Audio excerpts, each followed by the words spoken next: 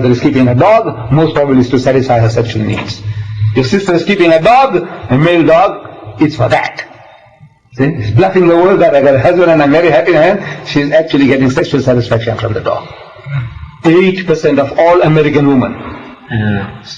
When I told this to an American, the guy nearly fell on his back. He says, what? You know, he's a very educated man. He was one of these Christian scientists. And he couldn't believe it. He was about 82, 85 years old. And he says, I can't believe it. I said, look, Dr. Kinsey, man, you're man. Masters and Johnson, you're men and women. They're telling you that this is what's going on in your society.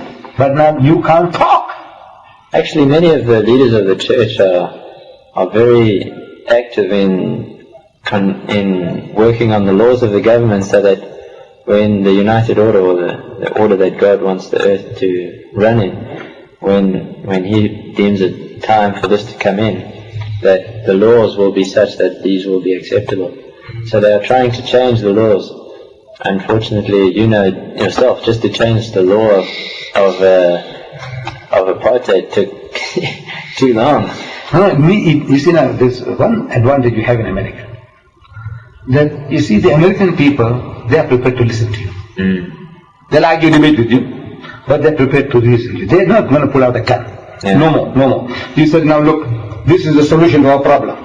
I'm only telling you that whether you like it or you don't, the guy who wants to have more than one wife, there's a woman who doesn't mind sharing husband, and there's a man who's prepared to take on extra responsibility. Why are you coming in their way? That's all.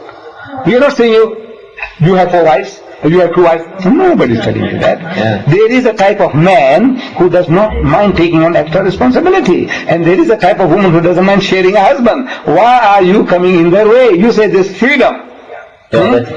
That's part of what the Book of Mormon is preparing people so that when the statement is made, they will be able to accept it. But unfortunately, in the past, when the statement has been made, people are just very, how can you say, they just want to fight and shoot it down. Not because it's a good idea, but just because it comes from the Mormons. I'm sure you find the same thing in countries, even like South Africa. You find when you speak to people, they say, what, you're a Muslim, and they shoot you down straight away. They're listening. See, because when we get visitors to the mosque, tourists, you see, when we explain to them, if there are 2 husband and wife, there's always one of them is siding with us. If there are 3, there are 2 siding with us. If there are 5, there are 3 siding with us. Whatever we explain, you have a point there, you have a point there. There is a segregation of the sexes in Islam. Men and women are not allowed to freely intermingle. So in the absence of a separate facility, they pray at home. But in this mosque, there is a facility for ladies. So now, you want to know why? I said, look, man, woman is the greatest gift of God for man. But it can become the greatest distraction. This is how God made man and woman. That that you'll be pulled towards woman. She's a magnet.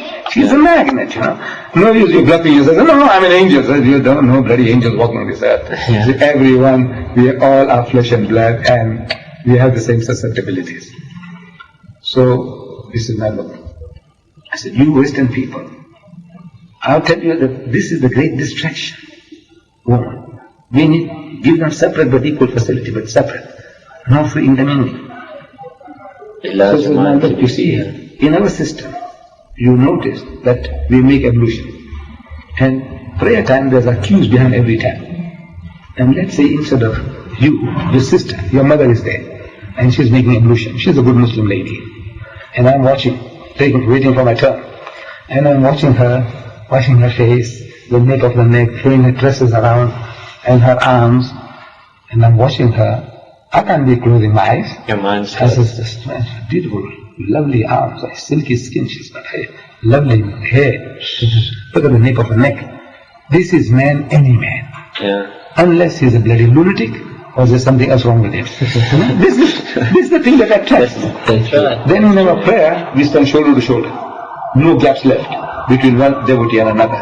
Because the Holy Prophet Muhammad, he said, that when you stand up for prayer, you must not leave gaps for the devil to get in between you and your brother.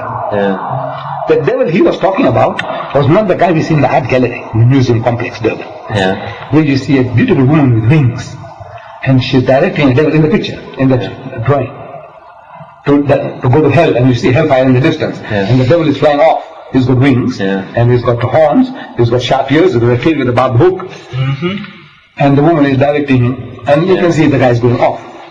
Now that beautiful woman with wings, of an angel, that's a bloody nonsense. This is a childish idea that you have about an angel. Angels are not that, you see. But now, you are thinking of a woman. So, this woman, standing shoulder to shoulder, as Allahu Akbar, meaning Allah is the greatest. But my mind is wondering whether she is not the greatest. Nice, cushy feeling, comfortable feeling. Because physiologists, they tell us that there is always 1 degree difference in temperature between the male and the female. The female is always 1 degree higher, average. Yeah. 1 degree higher than the male. And that 1 degree is perceptible in a nice cool day. So my mind starts wondering. Then we're standing rows and rows behind each other. And you, a lady, standing in front of me, and you say Allah Akbar, you say Allah Akbar, and you bend down, and I can see a nice bump, and well. This is the distraction which man is faced with. Yeah. So in Islam, this is now separate. But now whatever I told you, I don't have to prove it to you. You people, I said, you know this weakness of man, and you use it to the limit. There is a firm here in Smith Street, Durban, called Lucien Motors. They sell second-hand trucks. But on the trucks that they advertise, there's a woman in the bikini on top of the truck. Yeah. Then G Knox, they sell farm implements. But on the tractors that they advertise, there's a woman in the bikini on top of the tractor. I'm asking, what has a woman in the bikini got to do with the second-hand truck or with the tractor? Nothing. Except the man. Yeah. He will be entitled to eat because of the woman. And BMW has beaten the lot. I got the advert here. BMW motor car has beaten the lot. Yes, a motor car is supposed to be a little better than Mercedes-Benz. I'm not in the market for it. I've had my Beetle 1, 2, 3, 4. Now they don't make them anymore. Beetle. I've got the Golf. I'm not in the market for a BMW. But I'm forced to read the BMW advert. I see a beautiful illustration of a motor car, BMW. And in front of the motor car is a woman in the skimpiest of bikini, what you call the tanga, the G-string. And she's standing in a lustful, enticing pose, and at the bottom is written, test drive her now. And the her is underlined. Who? The woman of the car. Yeah. So what are you doing to your women for? You Westerners, your mother is for sale, your wife is for sale, your daughter is for sale, your sister is, every damn thing is for sale. Yeah. If your wife is an actress, she's a star. The guy is drawing her on the screen, he's simulating rape, and you enjoy it? You bloody pig, you enjoy it? Somebody doing to your mother, she's a star, your mother is a star, and you enjoy it? Yeah. The guy is trying to rape her, and she wakes it as if on the film. You say, well, the guy has done it. You know the way they show the film, the guy is trying everything, and then she gives in, that means she is penetrated now. Yeah. And doing that to your mother, and you enjoy that, or to your wife. So what the hell is the wrong with you people, man? Every damn thing is for sale. You sell your mother, you sell your wife. So when I told this to a group of visitors, one European lady comes to me and says, why don't you come and tell this to my people? They want to hear. Man, call a spade a spade. What are you doing? Where are you leading? You're going to hell here on this earth. This hell on the other side. You are on hell here now. Yeah, right. It's going to get worse. This is the call to prayer. This is the second call of the day. The first one was before sunrise. It lasts a few minutes. If you like, you can join me.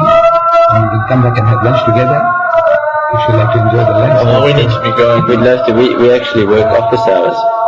So what do you do? Well, we are.